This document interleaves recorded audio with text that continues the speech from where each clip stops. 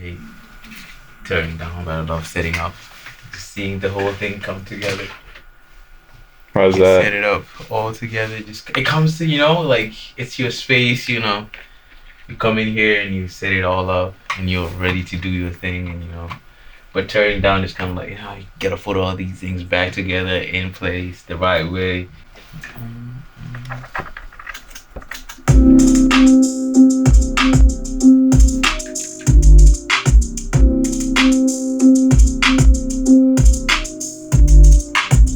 Honestly, I like more of like the slow type shit. I'm more of like I haven't like yet come out of my bedroom era yet. In producer world, there's you start in the bedroom and then you come out slow by slow. So I'm still like trying to get out of the bedroom a little bit, but staying in that like zone. And then I also like a little bit of reggae. I'm trying to diversify in my beat making. So I've been cooking this beat up.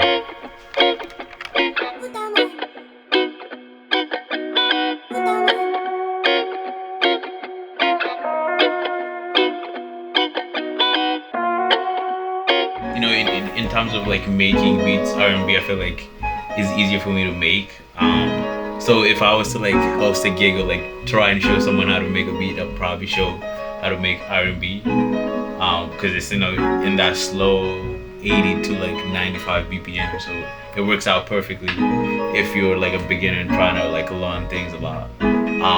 But it definitely depends on like what you're really into. I know a couple producer friends of mine who like started on house, a couple people started on hard rock, so it depends on how you like navigate and like kind of listen to different things, try different things out, and then whatever sticks out, you just like stick with it and just make as much as possible, get right with that, and then just like try and diversify into like making other things. I remember I was fighting a creative block, and I went to my boy Cash, and I was like, shout out to my boy Cash, by the way, and I was like, man, I can't do this project. It was like last semester. It was a project that we had to do, and we had to like make an original, and have guitars, bass, and everything in it, and vocals too. And I was like, man, I can't.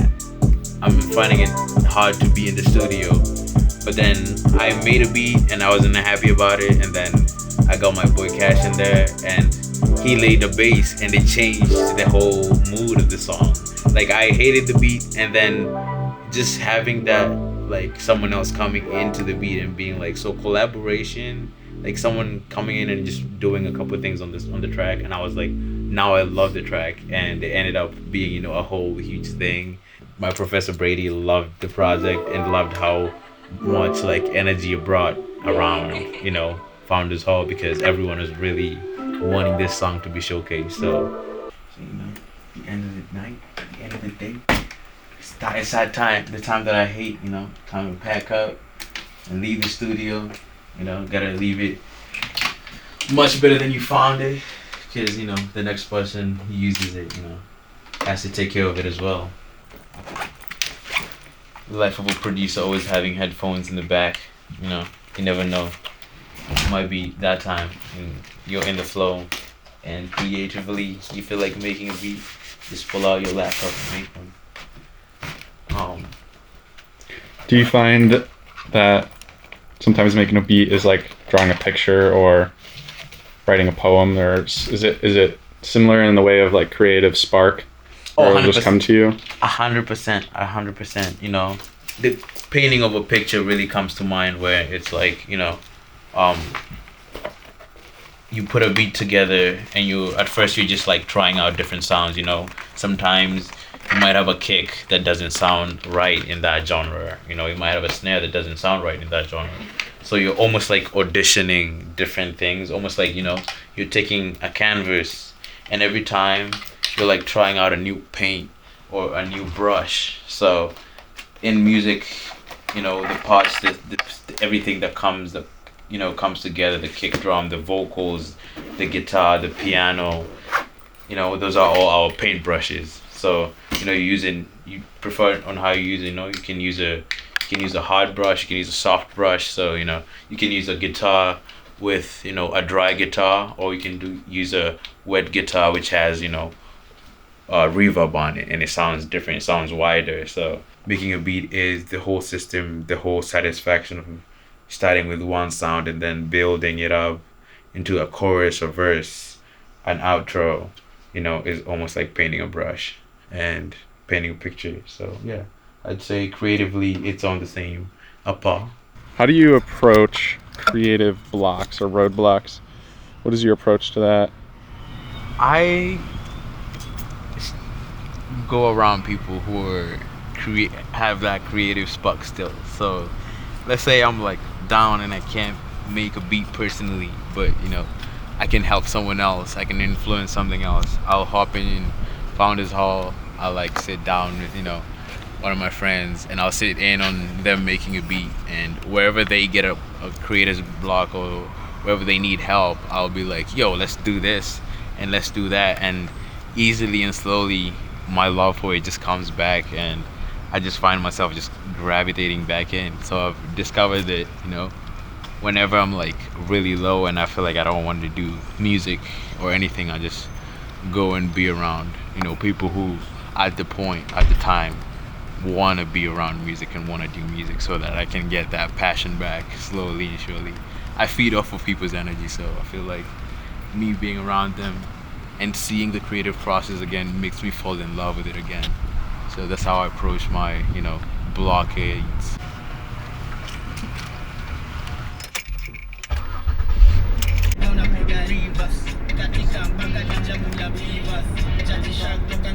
I normally drive with music on.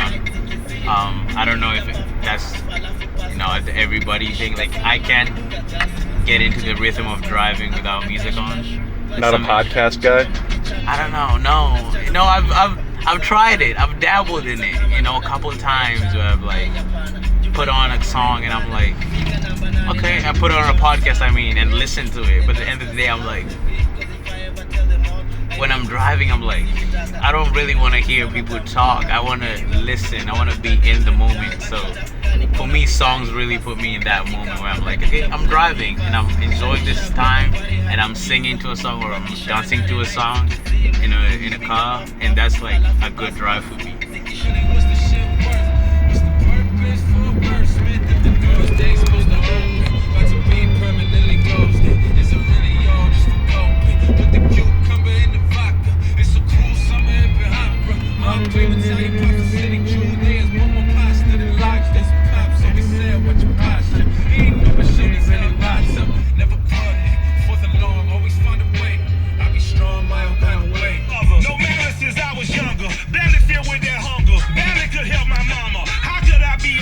I'm trying to think of someone else that I'd love people to like really.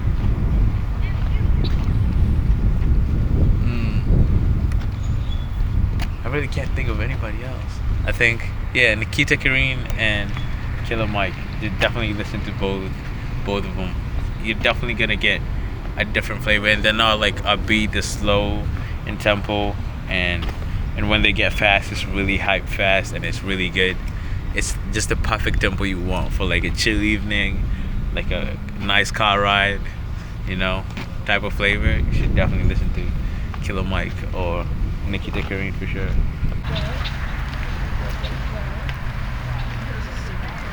So hopefully, once I see the boats here, it's gonna be a vibe. You know, once the boats come out, it's that time of the year for the sun to come out and Furu, you know. Have fun, enjoy the summer, be outside, be outdoors, you know. Get outside, feel the air, feel the atmosphere, you know.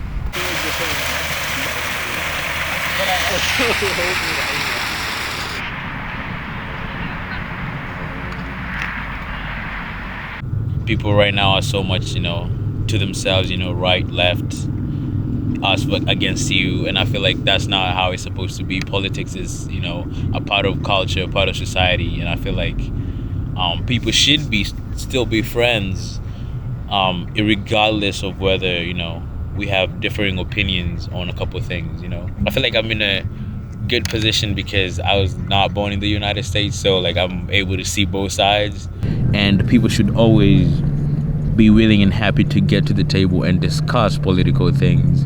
Because if we don't, then society is just gonna fall apart. I just watched, Bob Marley's One Love, and it's really interesting to see, the struggle, despite him being in London and making music that he loves, that he's still so much influenced by where he comes from, and he wanted to go back so that he can bring peace to his country, and that's really something I'm passionate about. So yeah, I'm really passionate about a couple of things that normally I don't express on a daily, but if you're within my circle of friends, you'll know about this because I normally will talk about them once in a while.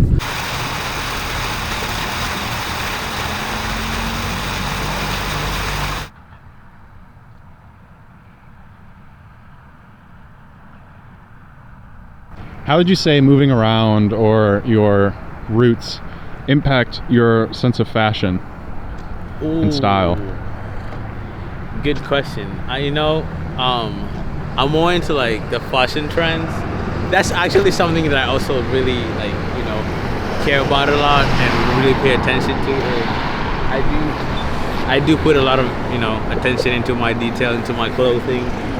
I would definitely say like this is a very street style culture, coming down from like the style of wear or how you're supposed to present yourself. I grew up with a dad who was a pastor, so he was always dressed up to go to meetings, to church. It always happened like on a daily. So like growing up, I've always been around my dad who's always been dressed up. So it just came naturally dressing up, and then I'm just slowly feeling and trying new things, street style. Sometimes I'll go more melancholy and just like try something cool and casual. They can just chill out and hang out and still be flashy but not too much. You gotta find a point where the accessories are not too many, your clothes are not the clothes don't wear you, you're like wearing the clothes. So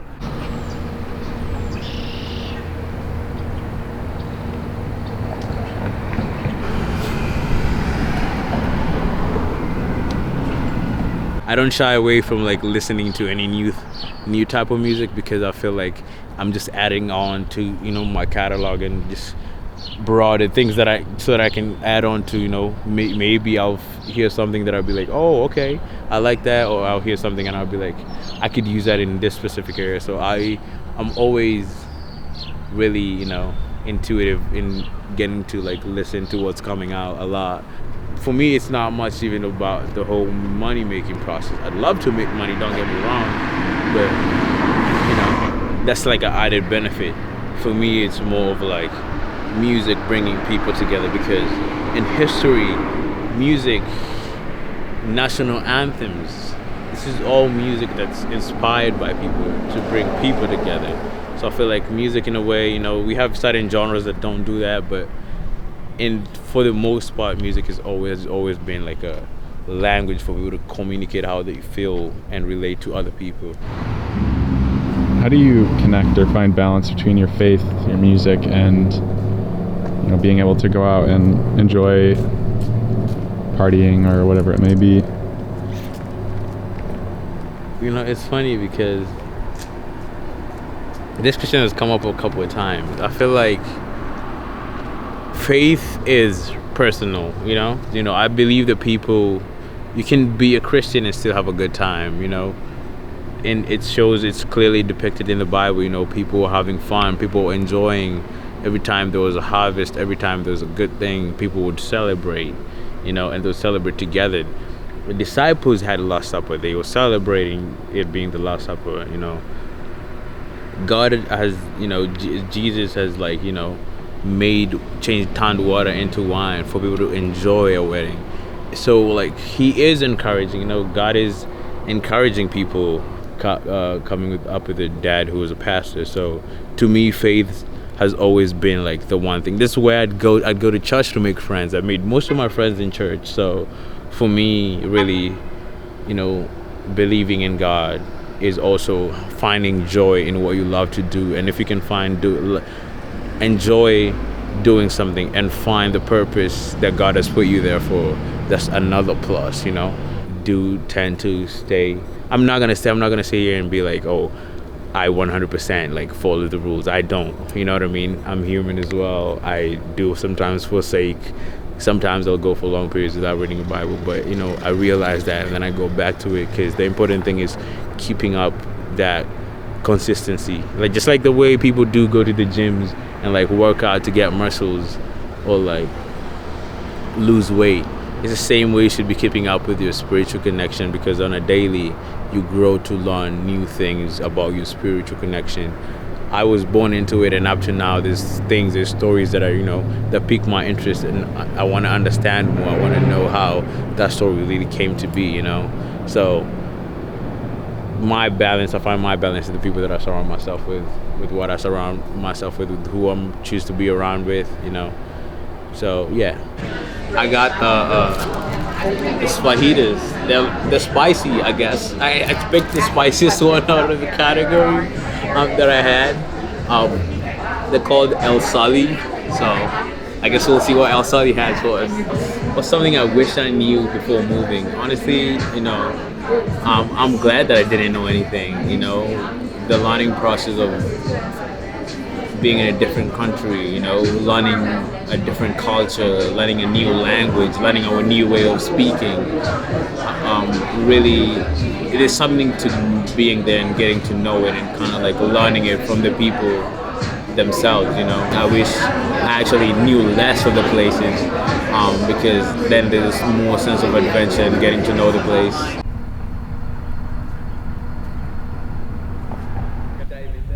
Most people don't know, but like sometimes, you know, when I'll go to the weekend and I'll spend my weekend like speaking in Swahili, and then I'll come back on Monday and I'm barely speaking like American English. But you know, it's because of that I've been able to adapt.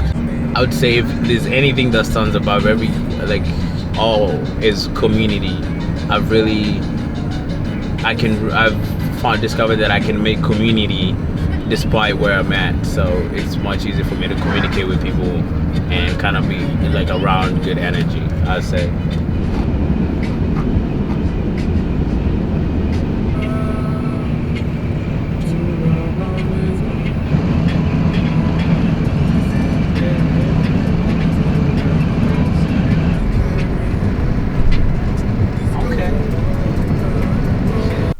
Where do you envision yourself in 10 years, ideally? Ooh, 10 years. That's a long time in the future, bro. In the future, 10 years from now, I don't know. I think, you know, I try not to think too much into the future, but I still think about the future in terms of other things. But, you know, 10 years from now, I don't know. Hopefully, you know, I'll know. I'll be married, you know, have a family. 10 years from now, I want to be somewhere in my career where I can, you know, do jobs anywhere in the world. You know, 10 years from now, I want to be in a different country, living in a different country. If not a different country, a different state, you know. I don't really know what, you know, is awaiting me after college, but I hope that, you know, it's something that I can be able to navigate and handle. 10 years from now, I hope, you know, that I'm in a good, stable position, you know, to as much as have, you know, put time into everything that I need to do, and hopefully I'll be in a good place. I'll be alive. Hopefully I'll have good health. Like, those are the things that I really do care about. I hope that I'm healthy enough for, you know, 10 years, and I hope that, you know, from now till then, hopefully my career would have taken a rise, and I'll be able to be doing something with, you know, music and my profession. Hopefully I'll be doing something in audio tech or be touring, who knows. I'm really open to anything, but hopefully the next 10 years will be an amazing 10 years. That's all I can hope for, I guess.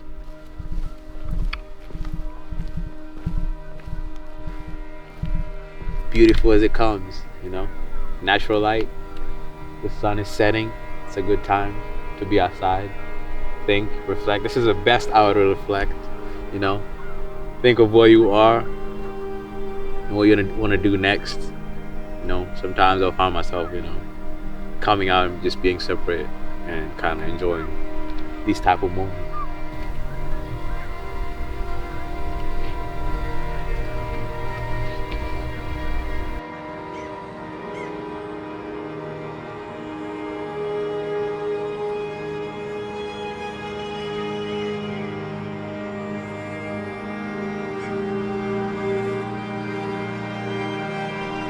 Has there been a moment in your life that has fundamentally changed how you view music and how it connects people?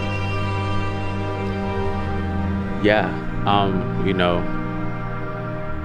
speaking of that, actually, yeah, that's a good question. You know, there's been a lot of great parts in music that have really changed the way I view music, you know.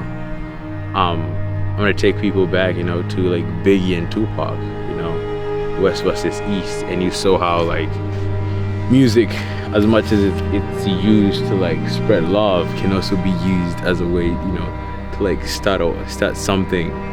And a hip-hop war, we so much hyped up Biggie and Tupac to go on with the feud, and then we ended up losing both of them, you know, and that was like a downfall to hip-hop. So like that has been like a really, that's that moment, I'm reminded of that moment. There's been moments that have really like influenced the way I see music as a whole. So it's something that could be used for good, but it's also something that could be used to start, you know, other ulterior motives for people, just to sell records. So, you know, I'm also privileged to that, and so that side of it I cannot ignore, but I can learn and I can know it's there and it exists. So it's just up to me on how I choose about moving about the way I make my music, and how the collabs that I have, to make sure that, you know, I'm not like bringing or like inspiring someone to go destructive when that's not the message that I'm trying to, you know, be with or be around. I'm trying to be around creatives who want to make music to change people's lives. I want to be around creatives who want to make music to inspire the people. So yeah.